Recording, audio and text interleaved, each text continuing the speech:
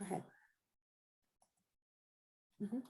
Welcome, everyone. I'm Nina Rovinelli-Heller. I'm the Dean of the UConn School of Social Work, and I'm thrilled to welcome you to our Alumni-In-Residence program here at the school.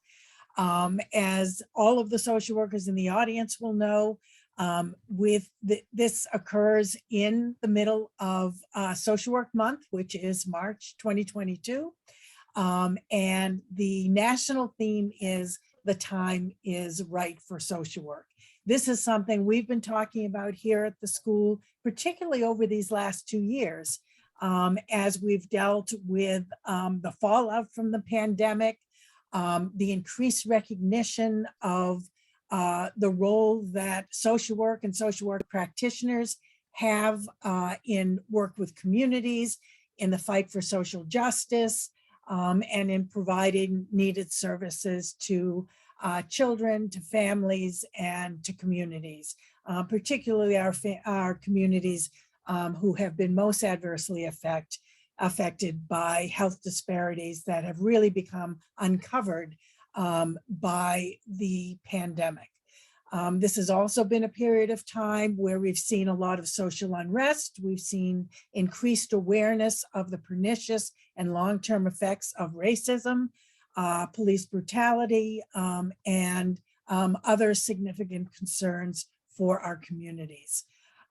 So we are so thrilled today to be able to have Willona Amoakoh with us, who is a graduate of the School of Social Work in 2010. She's a licensed master social worker, and she believes that mental health is a form of wealth. And I just love that phrase. It's not the way that I have thought about this before, but it certainly resonates and also speaks to the fact that mental health is something that individually and as communities and as policymakers, we should be investing in. For 20 years, she's practiced in nonprofit clinical settings, providing counseling services, crisis intervention for adults and children, and program development. She is the quintessential social worker. She understands that we intervene on micro levels, we intervene on macro levels, all while understanding the importance of our code of ethics and the values that underlie the work that we do every day. As a member of the Diversity, Equity, and Inclusion Committee for Hartford Healthcare, she's a strong advocate for health equity. She's also an actress, a dancer, and is passionate about using performing arts to bring forth hope and healing through children's books, theater, and animated motion pictures. Willona is clearly every woman. And it's so inspiring to hear about the kinds of things that fire your passion and fire the passion and confidence in others. During the onset of the COVID-19 pandemic, she co-founded scholarempower, LLC, to provide social and emotional learning for students and school climate change support for faculty in urban communities. She continues to provide clinical supervision for Hartford Healthcare. When I think about the kinds of things and the kind of people and change agents I wish for in the alum of the School of Social Work, Willona is it. So for all of you who have the opportunity to listen to her words of wisdom and her experience today, really consider her a role model and an inspiration, as I do, as you continue with your practice, as you seek out mental health services, or as you consider a career in social work and an undergraduate or graduate degree in social work. We are so proud of you, Willona, and we are so thrilled to have you with us today. Thank you. Hey. Thank you so much, Dean Heller. That was such a beautiful introduction and just a great reframe. And man, you know, a fast forward recap on my life and all I've done. And I'm just so grateful. I am super grateful. So thank you for that. And hello, everyone. I am just truly honored to be coming back home to share some of the stuff I've been up to over the past 10, 12, 13 years, right? It's truly an honor to serve in the capacity of a social worker. I also want to thank you, Abigail, for just kind of organizing these events. It's so needed. And it's certainly a very innovative way for us to stay connected, right, to our roots, as there's so much work to be done. So thank you very much. As you heard in the introduction, I've done a lot of things. I've done a lot of things, seen a lot of things, but by the grace of God, I am here to talk about it. There were definitely times where I didn't know where I was coming or going, but fortunately, with very strong and supportive people in my corner, I was able to get through. So without further ado, I'll kind of get us started.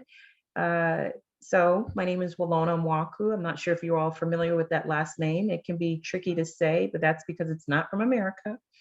I was born to two resilient Ghanaian parents, actually in Houston, Texas. So they migrated to the States. They had me in Houston, Texas, and then we moved to East Hartford, Connecticut, due to the economy. And I currently live in Manchester, Connecticut.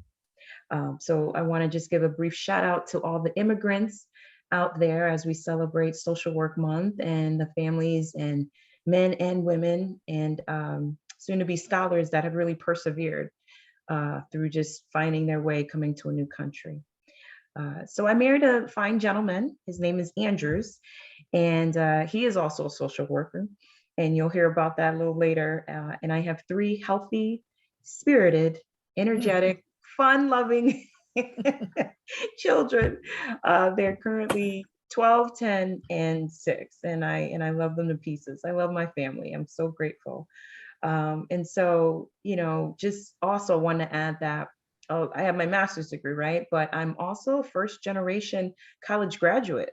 First one in my household and my family to graduate from college and to obtain a master's. So that's a really, really, really, really big deal. And so again, Dean Heller, the way you kind of set this off just really was a head nod to me. And I'm just truly grateful for the work that I've been able to do.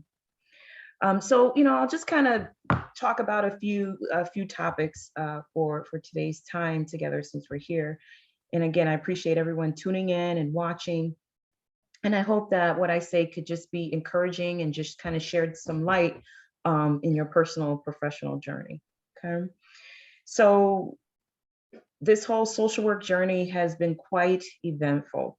Can't get into everything, but what I will say is I got married June 2008, and I started the MSW program September 2008.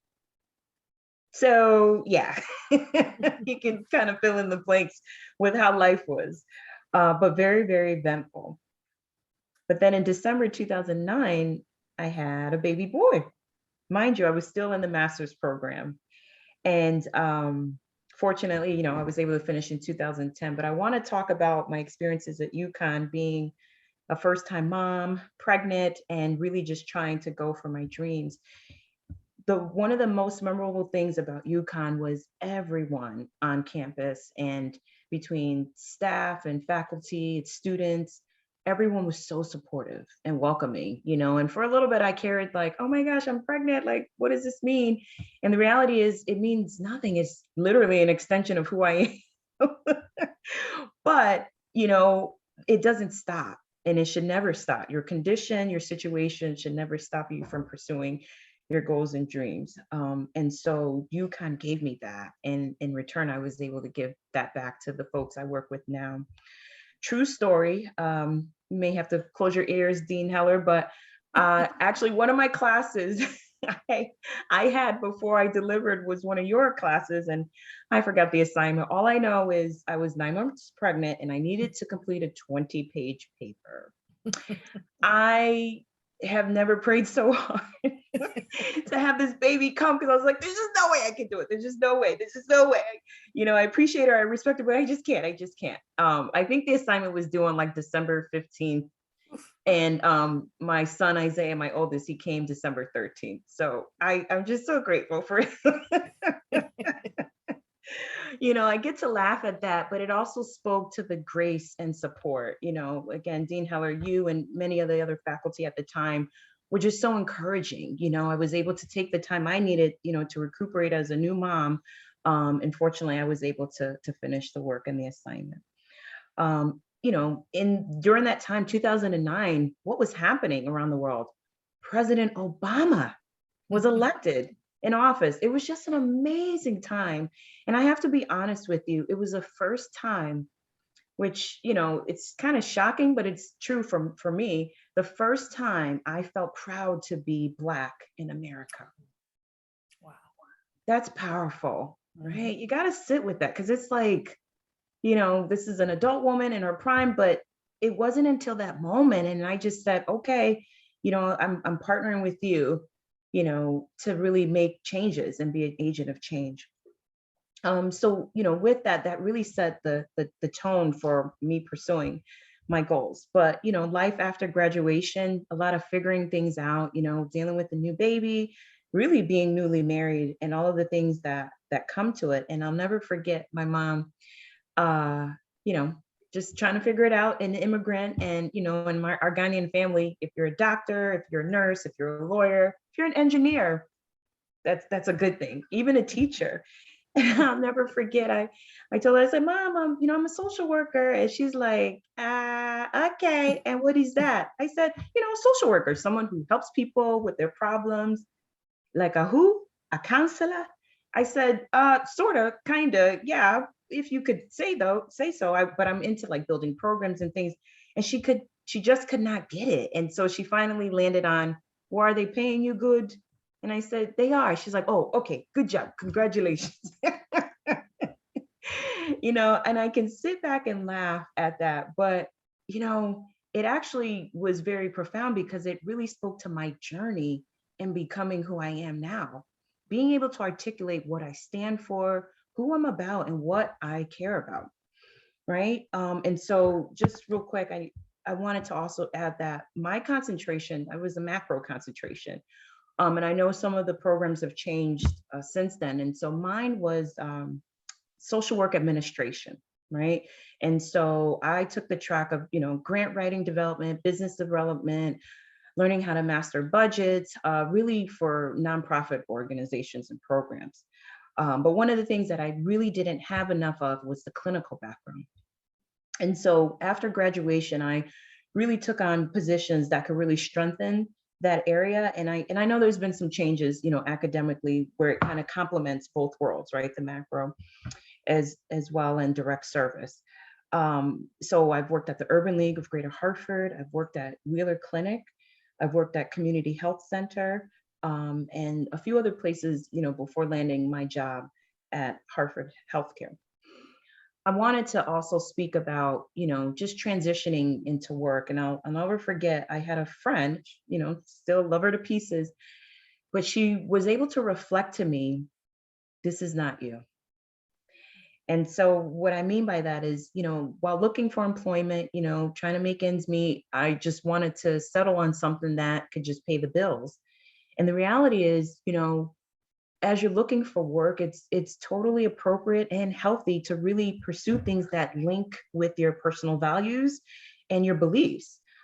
Easier said than done, right? I get it, just working hard and trying to provide the resources to support your family can pose as challenges. But I'll never forget this person. I asked her to write a reference letter or something, and she told me no. And I wasn't used to hearing no. But she told me no because she remembers the times I told her that I'm not interested in doing direct service anymore. Like I don't think I'm cut out for, crisis management or intervention. Like I've done it, I did it, I've experienced it, but I really want to build, I really want to manage, I really want to be a supervisor or a leader. And her saying no, it just kind of stopped me in my tracks. And I said, yeah, what are you doing? What are you looking for? Who are you? And so long story short, that decline of a reference letter led me to my supervisor position at Hartford Healthcare, because I know I loved helping people. Am I able to provide individuals with resources that are dealing with challenging times? Yes, absolutely. But what makes my heart beat? I'm a creator, I'm an artist. And so developing programs and managing the day-to-day operations really is what really makes me thrive. So I say all that to say, because it really speaks to just finding yourself, right? And just to circle back to my mom, when I got the job at Hartford Healthcare, we kind of went through the gamut of what do you do? What is it again? You're a counselor. So you work at Hartford Hospital. Are you a doctor? No, mom, not a doctor. I'm a social worker. So you help people. Yes, mom, I help people. And I said, mom, I'm a supervisor. I lead a team of people. And she's like, good for you. I'm proud. I love sharing that.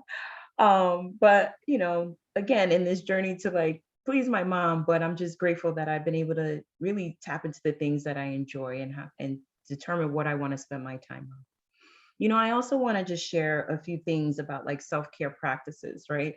We are in the business of taking care of people, taking care of programs, building things, right? And for some reason, it's just hard for social workers to exercise self-care. Some people are really good at it, but then there's others that can just go and go and go and go. And I, a few times, kind of went in that direction. But really, what helped me just through it all, and to just keep a sound mind, is just my faith, right? My spirituality. And there's a scripture: I can do all things through Christ who strengthens me. That's Philippians 4:13. And just when it was tough, again, being pregnant, delivering, doing papers, doing, research, right? All of that stuff, and just finding new positions, that was really what kept me grounded. Also being able to relax, right? Whatever that means for you. I know for me, I love the spa when I can budget it, right? But I love good food. I love good food. I love music. I love art. I love dance. And as I had shared, I have multiple children. So a lot of times the self-care was getting them to bed early, right? And I'll never forget just being home one day. I got home before the kids, and my husband came home later with the kids. And I just remember I still had my work clothes on, and I was just kind of like overwhelmed. But I remember hearing the garage door open, and I flew up the stairs to my bedroom. I closed the door, but what's crazy is what I did, but it's not crazy, it's self-care. I jumped into the bed and threw the covers on me just to be in a state of rest. And I just said, let me just be, because I'm obviously having a rough time. I'm having a rough week. And I just remember being in this space. Let me just stay in this bed as a grounding technique for me at the time, but to also just kind of woosah before I could manage dealing with the kids and spending time with my husband, right? And so whatever it takes, it could be music. I love jazz music. That's my space, my happy place. And anything that revolves around sugar and scrubs for the hands, for the feet, there can be sensual items, but they're also, tactile things, right? It's something about just feeling connected with your body. And I know some of you all are in positions where you tell your clients or people you serve or you work with to do these things, but it's super important to make sure always we do that for ourselves, right? And lastly, seeking help when needed, right? I had, my motto is, and I've heard it before, that mental health is a form of wealth. And there have been a few times where I've sought out mental health counseling for myself. Didn't mean I was broken. It just meant that there just need to be some fine tuning, right? And just a healthy, safe space for someone to hear me, hear my concerns, validate me, and just help me during some tough times, right? And again, no matter what stage in anyone's professional career, it's never too late to connect with someone that you trust, right? And if it's in a professional setting, go for it. That's what we, talk about after all. Right? So, one of the things that I think I spoke a little bit about is career development, and just kind of finding my way. But with respect to career development and sustainability, I feel like the magic to make that happen is knowing yourself, right? Obviously, you know, graduated in 2010. The woman I was then, I'm not the same woman. There's some elements still there, but I've grown and I've learned and I've had so many rich experiences that have really confirmed that I'm a creator. I'm an artist. I'm a choreographer. I'm a writer, right? I empower people. I inspire people. That's what I do. And when I look back at all the positions that I've had, I was most happiest in jobs where I was creating, where I was building, helping people, and helping to really resolve a problem in a sense. So I worked at the Urban League of Greater Hartford. I developed a literacy program for people in the North End of Hartford, a Greater Hartford community, to really inspire that getting kids to read as early as in the womb, it can set children on track to be, you know, educated and sustain academics, right? And it can actually diverge the prison pipeline, right? That's a really hard topic. Won't get into that now, but that was what I did, right? They needed someone to come in and build it up, and I did that. When I worked at Wheeler Clinic, I developed a program for the court system through the YES program and providing pre-employment training and development for at-risk youth and young adults. And they had an idea, they got the grant funding, but they needed someone to build the program. Man, those were my best years in the professional world. And I'll never forget, I had an awesome supervisor. I hope he hears this, Mr. Orlando Wright. He's now in the Metro DC area, and he was just such an amazing supervisor. He was so calm, he was so cool, and honestly, he was a Black man leading a program. I had never seen that, ever. He did it with such grace, with such professionalism, and he was always neutral, but he knew what he was doing. Mm-hmm.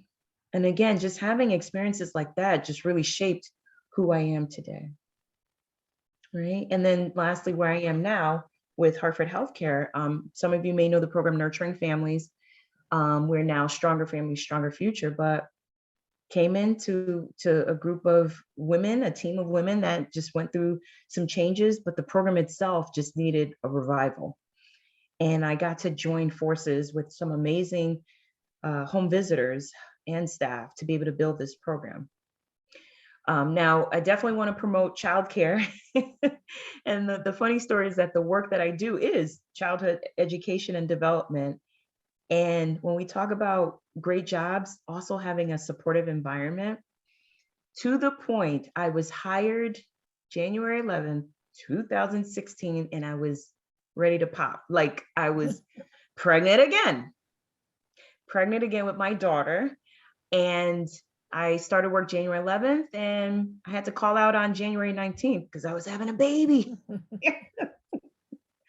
Right. So when we talk about full circle, just it's an amazing time, but it paralleled with my life.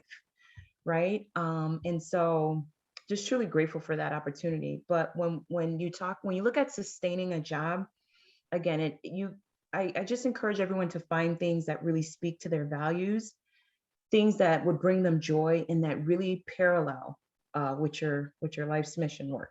Right. And so I am currently in this role and looking for what else is out there.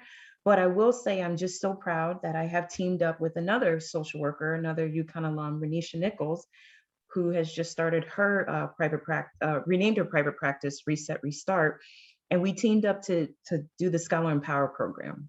And, you know, at the end, I'll give you guys some emails to just reach out if you have any questions. But with scholarempower, the whole point about that was, you know, can we give our quote unquote people, our children of color, opportunities to be resilient and to rise above status quo? You know, I had my experiences, she had her experiences, but we felt that could we provide these experiences for youth and people that are coming of age and people that are looking for what's next in their career, right? Teaching them about finances and boundaries, and teaching them about social emotional skills, right? How to have a healthy disagreement. You know, there's many children of color that they don't get that. They don't get that. And that was one of the things that I learned about myself at UConn. I was like, I don't know how to be empathetic. That was not in my DNA. That was not in my world. I love my parents, but they're strong Ghanaians and they are, pretty much straightforward, right? Pick yourself up and that's about it, but being with my peers and just having conversations and trying to, balance that in my home life, that's where I learned how to be empathetic, right? But not a lot of people know that, especially people of color, right? And so that's kind of what brought us to developing ScholarempowerEmpower, and then also being able to work with faculty and staff at schools to handle just difficult situations. We believe we should be kind, we should be supportive, we should be, encouraging, but we also have our unconscious biases, right? And sometimes it gets in the way of the good work we want to do. But anyways, that's about ScholarempowerEmpower. So definitely check us out or check me out, and would love to share more. I earlier in the introduction, Dean Heller shared about my artistic piece, and that's happening too. Again, doing work that aligns with what I want to do. And so I'm actually beginning the stages of writing a children's book. And the hope is to create media through books, through videos, through movies, to really teach empathy and teach individuals, especially children, how to be resilient, and to provide a sense of hope and a healing, let alone these past 2 years. 2020 was rough for many people, but the children suffered. Adults did too, but who was teaching resiliency skills? So I'm spreading the word, putting it out there. Let's go. It's go time. We got to take care of our babies, and particularly, our children of the BIPOC community, teach them. But I'm happy to partner with you should you all want to work together on that. So this has really been a joy, and what I can say for me, and I hope that everyone is able to get to a place where they can complete their own sentence. But when I'm asked the question, why I chose social work, it's because not only do I love helping people, but I love building programs to help people thrive. And I can say that with full confidence, So thank you so much for this time. I'm hoping to answer a few questions if there are any topics to discuss or continue this conversation, but it's truly been a pleasure to share. Thank you, Willona. Welcome. Oh, go ahead, Nina. Thank you so much, Willona. And what I've really appreciated about your presentation today is the way you tell this story of your, your coming to social work, you're becoming a social worker, but how seamlessly you seem to bring together your professional and your personal self. And that's what real growth is about, professionally and personally. So I've really appreciated that. And as I think about, so I've listened to the arc of your career. And it makes me wonder what you imagine for yourself 10 years from now. Wow, that's a good question and a very exciting. I honestly, 10 years from now, you're going to see me on a movie set, if not produce several movies. And I mean that wholeheartedly. Again, I've had great positions, but I'm an artist at heart, right? And so I feel like what's needed are more stories that tell the perspective from children of color, and teach like how to deal with, difficult conversations. Because there's stuff out there, but it's branching off into some like PG, R-rated, and it's like we're missing the point, people. And so my hope is to really be in a space of a media realm where producing content that really speaks to healing and to people's souls, and really inspires kids to, be great citizens. That's great. And, the other thing that struck me from your remarks is what you had to say about the development of empathy through your journey as a student at the School of Social Work. And I found that very touching. I also think it encapsulates in such an important way what I would wish for every student who comes through our halls, or in these days through our screens, that that piece could be developed in ways that are pretty powerful and meaningful for them as individuals, but also for the people that they work with, whether it's in direct practice or understanding the human impact of policy making, that sort of thing. Right. Because I think it's something that's so generative. Once we are able to develop our sense of empathy, our empathetic skills, and have that way be the way that we connect with people, that becomes so generative, because that then gets transmitted in our work with our clients, in our work with our organizations. So it starts here, but it spreads out in such powerful ways. So thank you for framing that. That's not something that I would particularly have thought of as an outcome, but it clearly is. And you know, you've talked about that and demonstrated that in powerful ways. So thank you.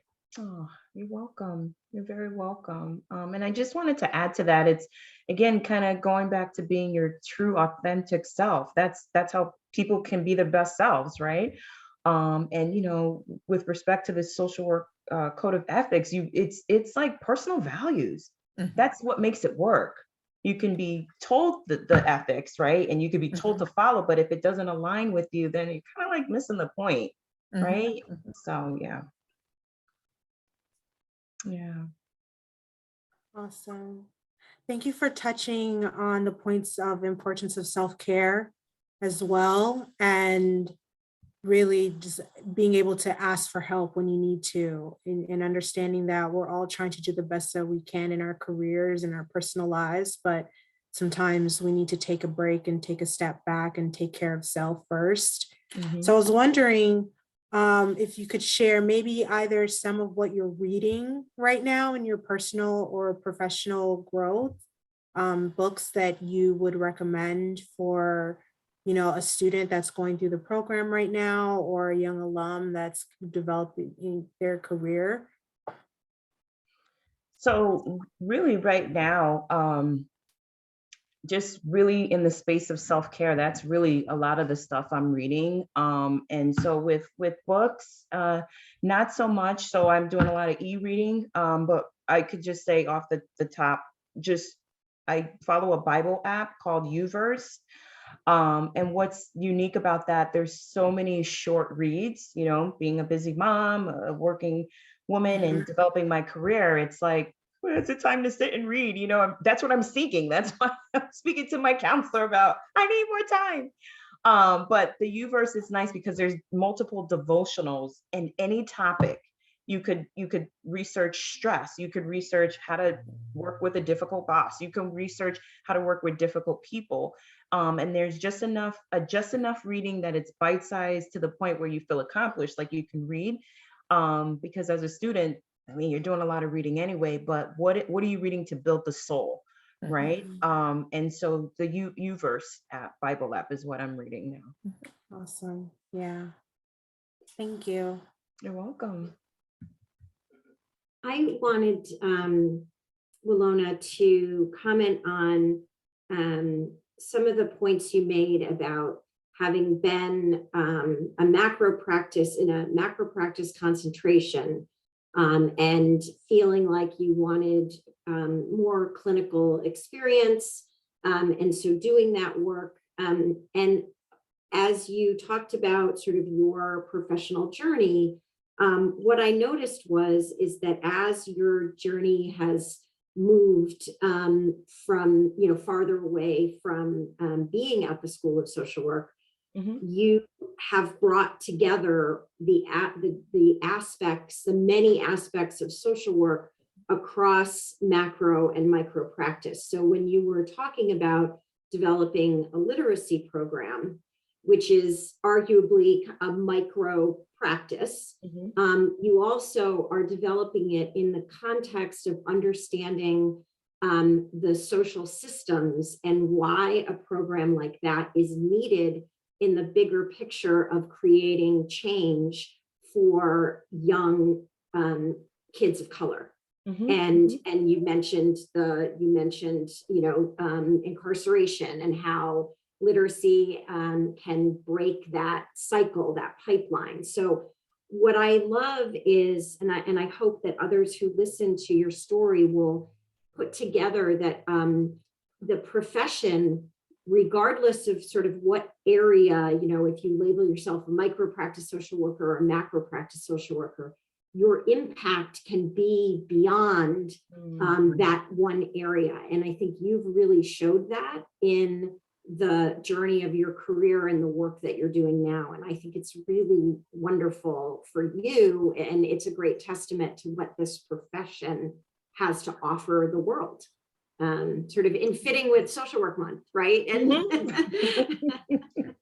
so thank you so much. I really enjoyed your story. Oh, thank you. Thank you. I appreciate that. And it's so profound. And, for some, you graduate, you're just like, okay, what's next, right? But it's up to you or the student or the graduate, right? To really carve out a space where they can truly be an agent of change and really contribute, again, looking at holistic approach to their whole self. How can they contribute to making this world a better place? Not to be cheesy or corny, but it's kind of true, right? We were all created with something special and something gifted. And again, going back to how satisfied and how much I enjoyed my work experiences, again, that's what it takes, just being able to explore. So I just have a strong foundation of many of this really from UConn and then having lived experiences, right? But I'm a social worker, right? And we're bonded, that's what we're bonded through, by social work, right? I'm a social worker for life, and so I'm happy to be in that same space with others. And hopefully, as you said, Carolyn, that this can really encourage others as well. Excellent. Well, we can go ahead and wrap up. If there aren't any other questions, just thank you so much for participating with us today. And I hope that everyone learned something new. I know I did, and just getting to know you more, Willona, is always a pleasure. So we will see everyone at our next event, or just our next series through the work that we're doing at the alumni office. So thank you for joining us. Yeah, thank you so much. And if there's a way that we can share the email, that would be great, or we can send out a little later. Yes, we'll include it in the description of Okay, the video, as well as the follow-up email. Thank you. Well, be well, everyone. And certainly this is wonderful. Happy Social Work Month. And really, it's a really exciting time to be a social worker. That it is. So, all right. Take care. Be well, everyone. You're welcome. Bye. Bye-bye.